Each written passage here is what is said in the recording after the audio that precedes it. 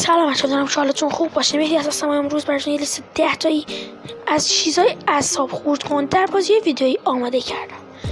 همونطور که می‌دونید بازی ویدیویی گاهی وقتا یه چیزای اعصاب خورد کنی توش هست که شما دلتون میخواد دستتون رو خورد کنید توی تلویزیون، ولی چون دستتون چقدر گرونه اصلا این کار نمی‌کنید.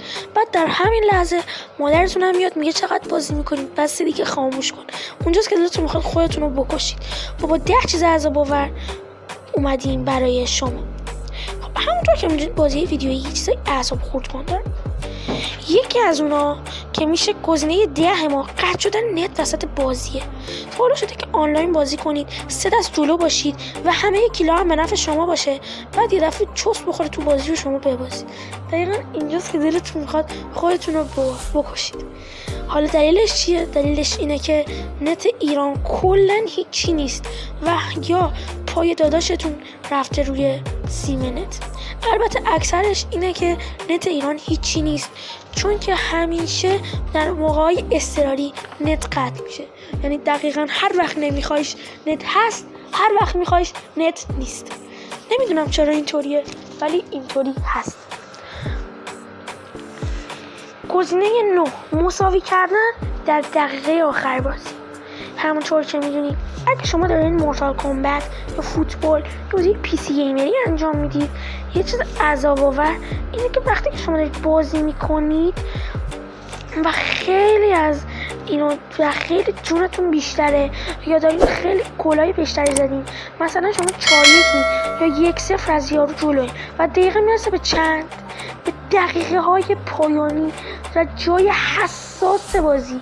یعنی از دقیقه‌ای که شما میگین که دیگه 100% یارو باخته و دقیقاً در همون دقیقه است که شما یه گل طلایی میخورید و به چست میرید. دقیقاً در همون دقیقه است که شما یه بغض خیلی 90 91 و 92 و 94 بازی یه دفعه میباسید. و اون یه بغضی دارین که دلتون میخواد همینجا بترکونیش، ولی باباتون بهتون میگه مرد که گریه نمیکنه، چرا خودت وکیل؟ اینقدر دردآوری که مردم کمرشون میشه. 8 باختن به چیترها. یکی میاد اینقدر چیتر برای خودش میخره که اصلا بردنش غیر ممکن میشه. یعنی شما خیلی از اون قوی ترید، ولی اینقدر چیتر خریده که بردنش خیلی سخت میشه. یعنی شما تا بخواین تکون بخورین یه چیتر بزنین روتون و کلا به فنای عظماتون میده. حالا شما باید داخل این شرایط چیکار کنید؟ امیدوارم که صبر و صبوری کنید و آرزوی شکیبایی برای شما دارم. اگه نمیتونید چیتر بخرید، میتونید چیترها رو هک کنید که بعدا داخل یه ویدیو کاملا بهتون آموزش میدم که چجوری چیتر هک کنید و چقدر هم حال میده که نه پول دادین و نه چیتر خریدین. گزینه بعدی آپدیت دادن وسط بازی. جایی یه بازی رو انجام میدین و همه چی به نفع شماست، شما دارین میبرین و همه چی اوکیه، نت پر سرعته، مساوی نمی کنید، دارید میبرید، چیتری هم در کار نیست. ولی یه دفعه یه چیز بدتر میاد، میگه که بازی تو آپدیت کن. قشنگ در اون موقع همون موقع شما باید بازیتون آپدیت کنید. حالا نت ایران رو که براتون توضیح دادم که چقدر مزخرفه و چند گیگابایت آپدیت داده، 18 گیگابایت آپدیت. شما میتونید چند ساعت باید 18 گیگابایت آپدیت رو بزنید؟ بله، حدودا داخل 5 الی 6 ساعت منتظر باید بمونید که آپدیت تموم بشه و بعدش شما نگاه کنید اگه با یه فرد خارجی بازی کنید چقدر هرستون میاد، چون اونجا نت سرعتش بالاست و سریع آپدیتش رو میزنه و بازی رو ادامه میده و احتمالاً اونم برده. چیز بعدی که به نظر من خیلی رو مخه و اذیت کننده است اینه که یکی براتون میگه مثل جی جی ایزی. یعنی چی جی جی ایزی؟ جی جی ایزی یعنی اینکه گود گیم. جی جی یعنی گود گیم، ایز مخفف ایزی. حالا گود گیم که چیز خیلی بدی نیست، ولی ایزی معنیش اینه که من شما رو خیلی راحت بردم و اصلا برام رقیب سختی نبودی. مثلا وقتی دارین مورتال کامبت بازی میکنید و جون شما کاملا خالی شده ولی از جون اون اینقدر کم نشده، اون براتون مینویسه جی جی، یعنی نه من ویدیو نمی‌نویسه، ایزی هم نمی‌نویسه، یعنی بازی با شما آسون بود. حالا این اعصاب خردکن نیست. اعصاب خردکن اینه که شما 5 ساعت دارین با هم بازی میکنین و رقابت خیلی هم تنگاتنگ بوده. بعد وقتی که به زور مردی که میبره براتون مینویسه ایزی، یعنی من شما رو راحت بردم. اونجاست که دلتون میخواد خفش کنید و دفنش کنید و هر تیکش رو تیکه تیکه کنید. البته یه افراد نوب و نکبت این کارا رو میکنن، چون اگه آدم پرو باشه انقدر فهم و شعور داره که وقتی که 5 ساعت داره با یکی بازی میکنه، وقتی که برد ننویسه ایزی و اعصاب طرف رو خورد بکنه. 7 باختن دوستاتون و مردن شما، یعنی شما دارین بازی رو درست انجام میدین و اون CPU یا مغز کامپیوتری بازی خودش یه گندی میزنه و کودن بازی در میاره. بعد شما میبازی. خب من بهتون بگم که داخل چه بازی این اتفاق میفته. یکی از بازیایی که اتفاق درش خیلی زیاد میفته Red Dead Redemption. چون وقتی که شما دارین Red Dead Redemption بازی میکنید، اگه یه لحظه دل غافل کنید و تیراندازی نکنید، یه دفعه یه صحنه آهسته نشون میده که همه دوستاتون رو پرپر کردن و پرپرشون رو پرپر کردن. حالا پس شما باید چی کار کنید؟ شما باید از این کودن‌ها درس بگیرید و صبر و شکیباییتون رو بیشتر کنید، چون که چاره‌ای نیست و اینا کودن خواهند بود و کهن خواهند مرد.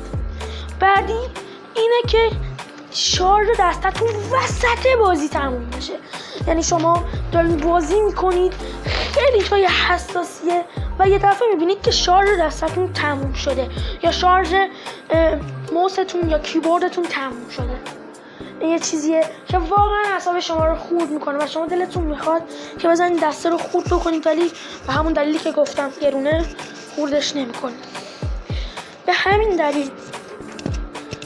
دلیل که شما بسیار عصبانی میشید، یعنی وسط بازی فایتینگ یه دفعه دستتون خاموش میشه و میگه که شارژ دستتون تموم شده یا شارژ باتریتون تموم شده. خب حالا این تقصیر شما که نیست، تقصیر اینه که شما دستتون نزدین به شارژ. ربطی داره؟ خب باید دستا خودشون فهم و شعور داشته باشن و شارژ بگیرن. مورد بعدی اینه که پول میگیرن، یعنی برای هر چیز الکی پول میگیرن. خب الان تا حالا اکثر شما گیمرها کانتر استرایک رو بازی کردید. کانتر استرایک معمولا اکثر جایزه‌هاش رو خوب میده و خب شما میتونید با بازی کردن تفنگا رو آزاد کنید. حالا اگه کیل باکس بازی کرده باشید تفنگا بعد میپره، اگه نسخه جدیدش یعنی 2012 رو بازی کرده باشید تفنگا براتون میمونه. حالا کیل باکس اندرویدیه فقط. و اون یک نفر که رو شما داره بازی میکنه خیلی خرپوله یا بچه مایه است و رفته تمام چیزهایی که میشد خریده رو خریده و الان داره با تمام امکانات بازی میکنه. یعنی شما $100 بازیتون بهتره، میتونید ببرید و اون هیچی نیست، ولی شما ازش میبازید. مورد بعدی لفت دادن دوستاتون وسط بازیه. وقتی که شما دارین با یه نفر 2 نفره بازی میکنید، خیلی چیز عجیب اینه که وقتی دارین با یه نفر 2 نفره بازی میکنید و کل حال دارین میکنید، یه دفعه اون بگه که بابا ول کن دیگه، تو هم چه حوصله‌ای داری، من دیگه نمیتونم بازی کنم و یه دفعه به رقیب وا بده. یا مثلا این بدتر از اون اینه که 15 کیل عقبین و یه یارتون بگه که خب بابا دیگه چقدر حوصله داری، 100% میبازی، من برم به کارام برسم یا برم درسامو بخونم یا برم غذا بخورم. و این موقع است که شما خیلی اعصابتون خورد میشه و میگی خب تو که میخوای بری کاراتو بکنی برای چی می بازی میکنی بیم. این خودم دلیلش رو هنوز نفهمیدم، چون اینا یک سری آدم جمعی هستن و اینکه خیلی هم نفهمون شد. خب خیلی همین که ویدیو تا آخر تماشا کردین. اگر از اون لذت بردین ما رو لایک کنید، برامون کامنت بنویسید و ما رو حمایت کنید. منتظر ویدیو بیشتری باشید. با مگنیفای پلاس دوباره مهمونتون میشیم و تا ویدیوی بعد خدا نگهدار.